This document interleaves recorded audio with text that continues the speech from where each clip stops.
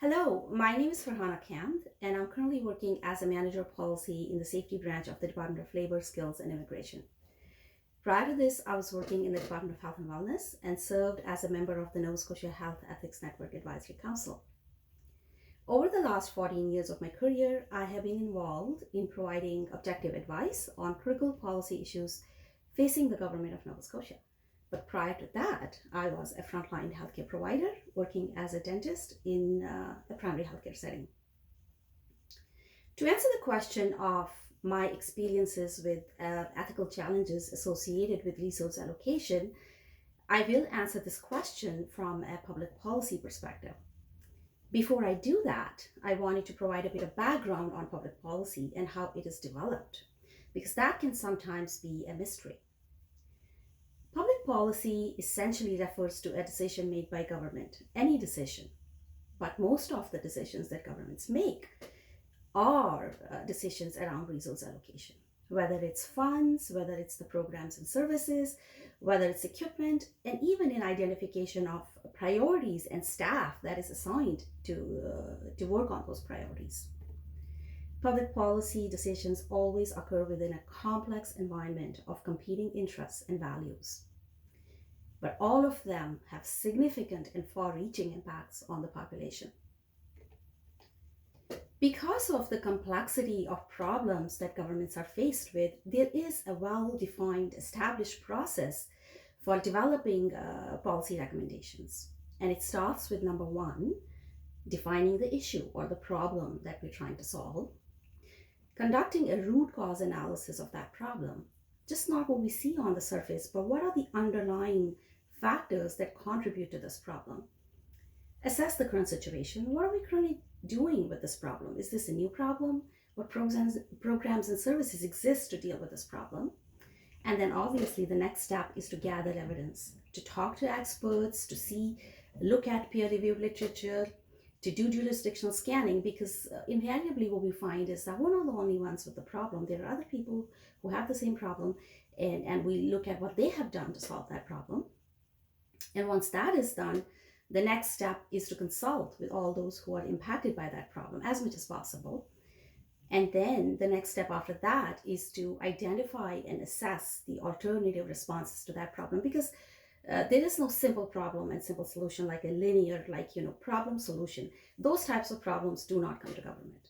They can be solved at an individual level or at a community level. So there are always multiple options to any particular problem. And one of the things that we do, and this is something that I'm going to talk about in more detail as I go through this presentation, is about how we assess the different options, what kind of principles, ethical, principles we apply to those recommendations or those options. And then after doing that analysis, we recommend a preferred response, implement, monitor, and then evaluate. At this point, I wanted to talk about the assessment of options. And that is where, when I thought of this question about what are the ethical challenges that are inherent in resource allocation, and I found that the values and principles that we apply in public policy decisions may be slightly different than the values and principles that we will apply. Was I a frontline healthcare provider, for example, at the clinical settings? They're not entirely opposite, but they might be slightly different. So I'll talk about them in detail. So number one, the number one principle and value that we apply is political feasibility. And it is not what it sounds like. Political feasibility is about responsiveness to the needs of the population. Is this an acceptable and appropriate response within the current direction of the government, the mandate that the public gave to the government? What are the current forces at play? What is the policy debate? Who are the supporters of this and who are the opponents? And what are their interests and values? And more important than any of that, what is the impact of this decision on other sectors? Because government is not, so if we make a policy decision in healthcare, obviously if we are assigning some resources and allocating some resources, there's something else that we're not doing. And what is the impact of that? Whether it's the social determinants of health, whether it's the economy, whether it's the climate. The second principle and value that we apply in public policy decision making is around efficiency and effectiveness. Is this the most efficient use of our resources? Is it producing the intended outcome? The third value is, and this is somewhere where everybody is in agreement, no matter what side you are on, is around equity, justice, and fairness. Is it the most equitable use of resources? What populations will benefit? How much? When will they benefit? And what populations will be negatively impacted by that, particularly vulnerable and marginalized populations? The number fourth principle that we apply in public policy decision making around resource allocation is around administrative feasibility. Sometimes something looks very great on paper and in theory, but sometimes we don't have the capacity to implement it, either because we don't have the trained people to deliver a particular program, or we don't have the technology, or maybe it's administratively not feasible at all.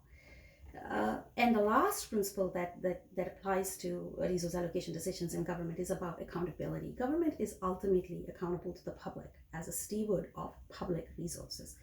And oftentimes ethical challenges arise because resources are finite, they are scarce.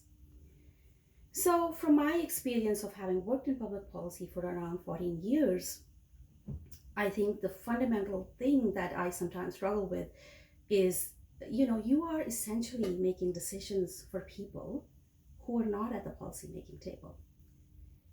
Despite all the due diligence we apply, and we do stakeholder consultation, and we do have sort of a pulse on public and what would be good for them, there is always a potential to create winners and losers, no matter what the policy decision is. There's always a potential that it will be perceived differently by different people. There's always a potential to have unintended consequences. There's always a potential for an uneven distribution of those benefits that we are seeking to achieve. And in particular, there is a potential for a disparate impact on different populations, and as I said earlier, marginalized groups. But the key to effective policy development is to find enough concurrence among these competing values to make a decision for the common good, and that is the role of public policy. Thank you. Hi, my name is Jessica Mills, and I am a pediatric surgeon and a trauma team leader at the IWK Pediatric Health Center. My experience with resource allocation in my work, first of all, stems from my experience in the emergency department. And I can see firsthand the effects of the lack of resources in our primary care sector. Certainly, emergency room is often very, very busy, and there are long wait times for all patients.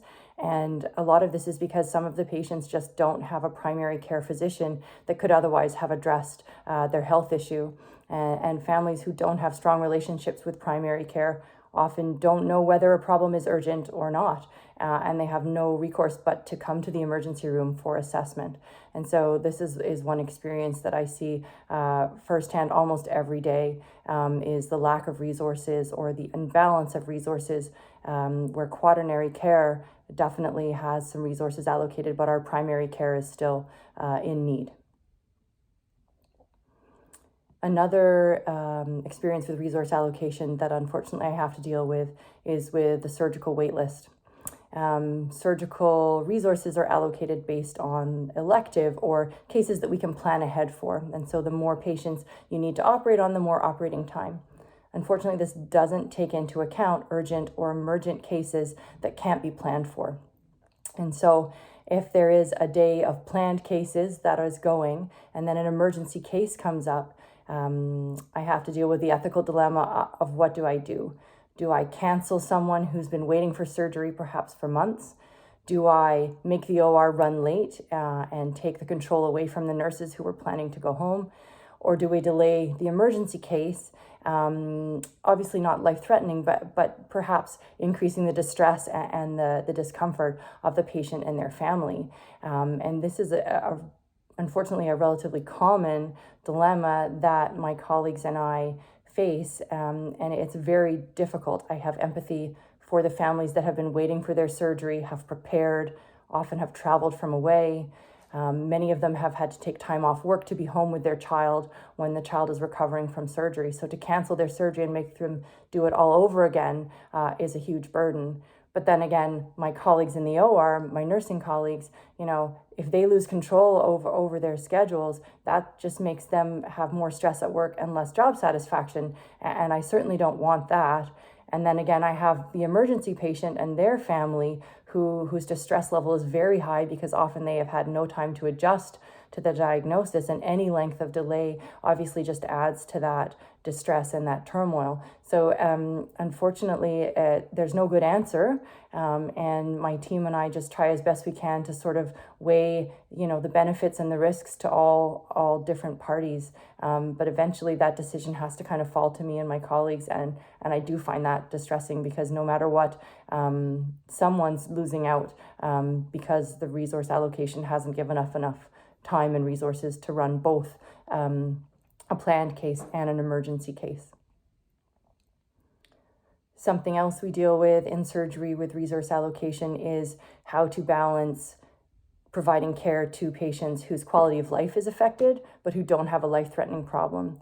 Balancing that against children who have no symptoms from their problem, but that if it was to become worse, could have a life-threatening issue. And so do the resources go to the child who's otherwise completely happy and healthy, but if something goes wrong, could have a life-threatening problem, or to the patient who every day is faced with pain or discomfort? And so that is a very difficult decision. And again, the discussions with the families, all of them need surgery, all of them deserve surgery, but how to allocate the resources to best take care of those patients is very difficult. And those discussions can sometimes be quite heartbreaking when you hear about how the surgery that's been delayed for someone who doesn't have a life-threatening problem is affecting their quality of life and their ability to sort of have a happy, comfortable childhood. Another thing that on the surgical floor we see relatively frequently is the lack of ability to provide resources outside of the medical resources to families with low income. We have many families that come, often they have had to travel and they ended up in hospital with their children, and they don't have enough money to buy themselves food. They may be having to provide childcare for the other children that are left at home. They now have to take time off of work and can't gain income. And while I've been able to provide care for their child and to deal with the health problem, there's very limited resources for us to then help with any of the social issues underlying the healthy recovery of the child. And so it can be quite frustrating to know that although the surgery has helped with the medical problem, I can't do anything, or I have minimal resources to be able to help improve the social aspects of the family to ensure that the child's recovery is optimized. Hello, I am Dylana Arsenault, and I am the Executive Director of Hospital Services and Patient Flow for Health PEI. Thank you so much for granting me the opportunity to speak today in regards to my experience with resource allocation and all of the ethical concerns that come along with that. As you know, the delivery of health services is a continual process of balancing values and principles and interests and resources in regards to the allocation and delivery of those health services. So that balance is something that we need to keep in mind all of the time. And since taking on this role, because it's relatively new for me as of September, some of the largest decisions have come because I'm currently working in one of our smallest provinces, and our budgets for certain things are smaller than other provinces that I have practiced in. For instance, our drug budget for both formulary and non-formulary medications, especially for high-cost medications, is not on par with the rest of the country. And that has led to many, many difficult decisions because when you have a patient that comes forward requiring a medication that's, say, $250,000, that is a large amount of money for a small province to pay for one patient in comparison to how we support all the rest of our islanders. And so that has led to us sort of being really thoughtful in the way that we approach this. So some of the things that I want to talk about are how we are trying to make moves in this province to ensure that that process is fair and appropriate. And so when we think about fair in this process, in this province, it isn't just fair for, are we doing the right thing, but are we doing it in the right way? So that's a really important piece, because that process, it needs to be transparent. The other piece is thinking about who are the right people to have around the table to make that decision. And again, in a small province, we don't have large pools of people to pull from, so we need to be really thoughtful about the people that we're bringing in to make these decisions and making sure that they are the ones that can speak on behalf of our patients, the clinical perspective, sort of where we are with the system. And so that stakeholder engagement is really key for us, and we've been looking to that quite a bit to make sure that we are involving the province properly, our healthcare system properly, our patients properly, so that at the end of the day, we can say that we do have a really fair and transparent process. So when we're working through that, the other piece that is probably of most importance to me, and it's something that I like to refer to as systemic capacity and ethical sustainability. Because again, one of the biggest things that we in a small system is, if we do put out this large amount of money, are we robbing Peter to pay Paul? And does it make sense to pull from here to give to there? And I would say in some instances, it is that robbing one area to pay in another, and we need to figure out how to sort of move away from that movement and to build into our system what we think our future demands will be, so it's less of that push and pull that we have happening within our system. And the last piece that I want to really talk about is, because sometimes it can be paralyzing to make these decisions, and there's the how do we move forward? What does it look like? And at the end of the day, as long as you have a fair, robust process that you're approaching this with, we have to make the decision. We have to be able to live with that decision. But most importantly, we have to be able to learn from it. And we have to understand that in this moment, we are making the best decision that we can with the information that we have and the resources that we have available. But how do we commit to going forward? So a lot of the work that we'll be doing here will be developing the processes that we use as we move forward step by step as the next high cost non-formulary drug request comes in. My name is Catherine Buckie. I am a patient family advisor with Nova Scotia Health. I received a kidney 4 years ago, and while I am very grateful, I am now living in a COVID world as an immune-compromised patient. The first ethical challenge I faced regarding resource allocation was whether and when I would be listed for a kidney transplant. No one in my family was eligible to be a living donor, and a friend who tried to donate to me was ultimately rejected. I am a highly sensitized patient. That means that I have a lot of antibodies, which makes it difficult to find a match for me. I was on 2 transplant lists, a Nova Scotia list for all patients and a national list for the highly sensitized. I got on the Nova Scotia list when I had 11% kidney function. But to get on the national highly sensitized list, I had to be on dialysis. Dialysis was something I held off on until my kidney function fell to 5%. I was lucky. I was on dialysis for roughly 2 years. I don't know why you have to be on dialysis to be placed on the highly sensitized list, but it may be to put the sickest patients first. There is more to getting a kidney than just kidney function and being on dialysis. All patients are expected to be non-smokers. If they are obese, they are told to lose weight. All patients must attend all clinic and doctor visits, as well as undergo a rigorous workup, which includes monthly blood tests, annual cardiac evaluations, chest x-rays, CT scans, urine cultures, stool cultures, TB tests, pap smears, mammograms, and even a dental assessment. Patients with end-stage renal disease must also adhere to a strict diet. If you don't comply, chances are you won't get a kidney. I was willing, able, and happy to comply to stay on the list. Complying is important because all kidney recipients must take anti-rejection medications twice a day at the same time each day, every day, for the rest of our lives. We must also have regular blood work done and have regular follow-up appointments. Having a new, well-functioning kidney has changed my quality of life and given me freedom from the machine. But because of my medications, I am now immune compromised.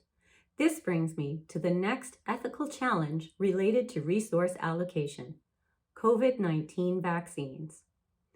When COVID-19 vaccines were introduced in Nova Scotia, I contacted senior decision makers, including the Chief Medical Officer of Health and the Premier, asking them to include immune-compromised people like me among those who would receive the vaccine first. This did not happen. Nova Scotia chose to prioritize healthcare providers, residents of long-term care homes, and first responders. Everyone else received their first dose by age, from oldest to youngest.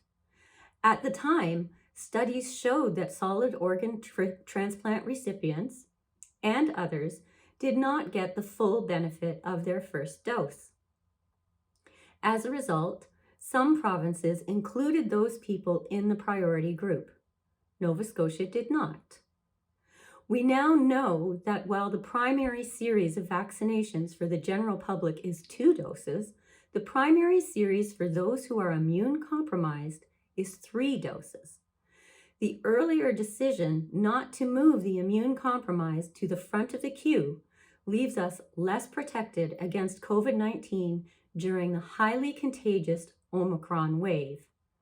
While people aged 18 and over are now receiving booster doses, I and others like me have to wait until May to get the same protection.